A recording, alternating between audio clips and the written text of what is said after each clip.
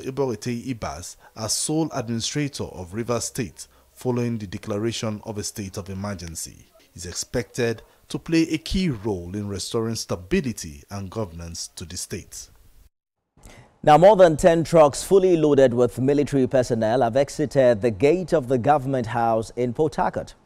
They've been stationed there shortly after President Bola Tinubu declared a state of emergency in Rivers State. The earlier tense atmosphere at the main gate of the government house caused by heavy military presence has now eased up. But there's still an uneasy calm in the air as we continue to monitor the situation. Also, there's a significant drop in vehicular movement, Port Harcourt, as the city is calm. Joining me is TVC News correspondent Uche Okoro for more on this development. Uche, what has happened since the last time we spoke when this news broke? I've changed location, right?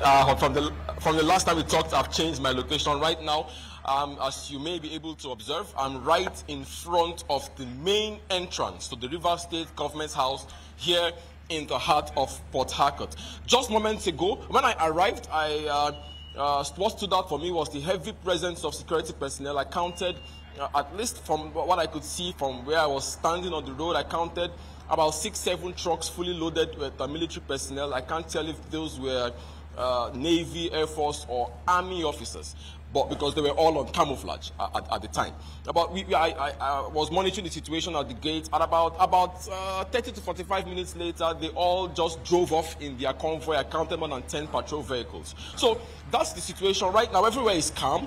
As you can see, Port Harcourt residents are going about their usual nighttime activities, even though there appears to be some significant reduction in those vehicular and pedestrian movement. But as you can see behind me, the Rivers State Government House, from where I am standing and from what I believe you can also see on your screen, the atmosphere for now appears to be very calm. Nifemi.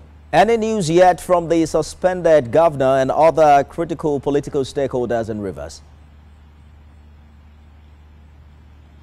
Well, yes, definitely. The Rivers State as the executive, as according to the broadcast by the President and Commander-in-Chief, the executive and the legislature have been suspended an initial period of 6 months.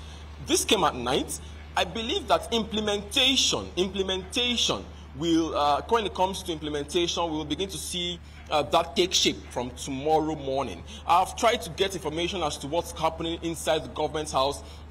Persons inside right now can't confirm if there is any military presence inside the government house, though there is the presence of some security personnel. But as for military presence or some semblance of military takeover, that hasn't happened yet. Maybe by tomorrow we might begin to see, like I said, get a clearer picture of how this will be implemented.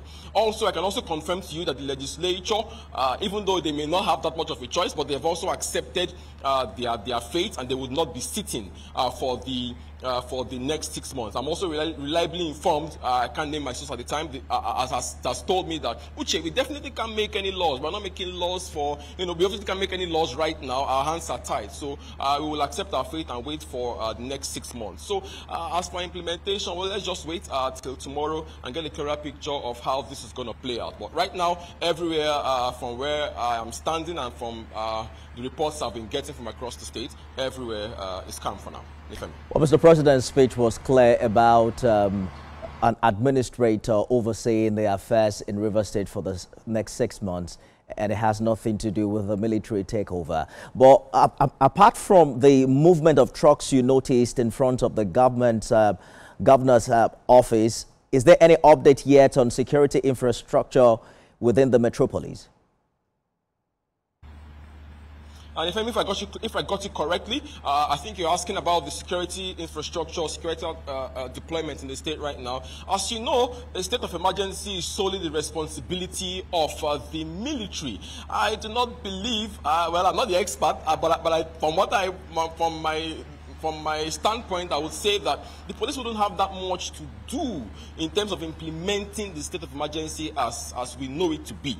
But right now, there's talking about what's happening on the ground, Right now, there is no cause for alarm that would require any out of the ordinary deployment of security personnel. Everywhere is calm. I know the former chief of the naval staff who has been appointed as administrator. I know him. I've met him a number of times in Rivers State. He's been to the NNS Pathfinder, FOB Bonny. He's been to the Navy shipyard in Port Harcourt here, as well as the Navy jetty in One. I've also been to sea for about 5 days with the former chief of the naval staff. So he's quite a fine officer. So everyone is looking out to see how he's going to discharge his duties in this new capacity. But as a military officer, I know him to be a gentleman, and so we expect to see. We're hoping to see how he would, bring his experience in the military to bear to implement as he implements the directive, state of emergency as declared by the president. Ochokoro live for us in Port Harcourt. Thanks for the update there. Let's bring in a risk management expert and fellow Nigerian Institute of Industrial Security, Oyekachi Adekoya, who also joins me on the news tonight.